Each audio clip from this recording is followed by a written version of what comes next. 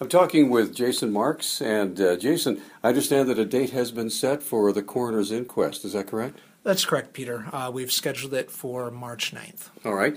Now, tell me what exactly a coroner's inquest is all about.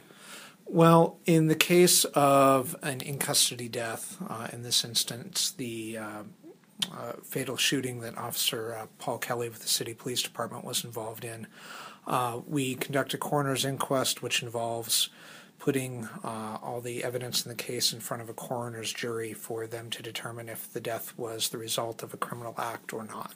Now, who makes up the coroner's jury? Just citizens from the community. It's pulled from essentially the same group that would be on any jury. All right. Now, what kind of facts will they be looking at? They'll hear from the investigator from the sheriff department, would hear witness testimony from eyewitnesses, see video evidence, that sort of thing. All right. And about how long does a coroner's jury, or the only one I've witnessed personally, took less than a day to come to a conclusion? Are you expecting the same thing, or could it be drawn out because of the serious nature?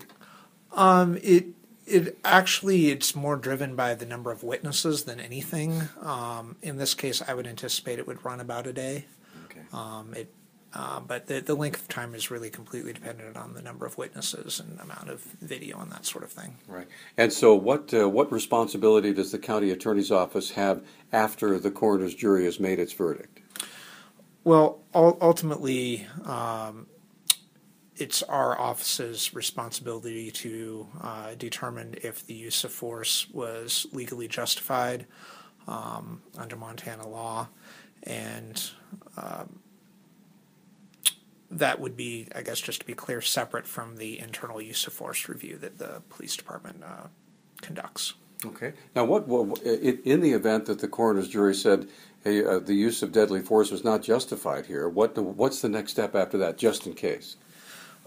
Well, ultimately, it goes to my office for a charging decision, and that's certainly the verdict of a coroner's jury is something we take very seriously when making that decision.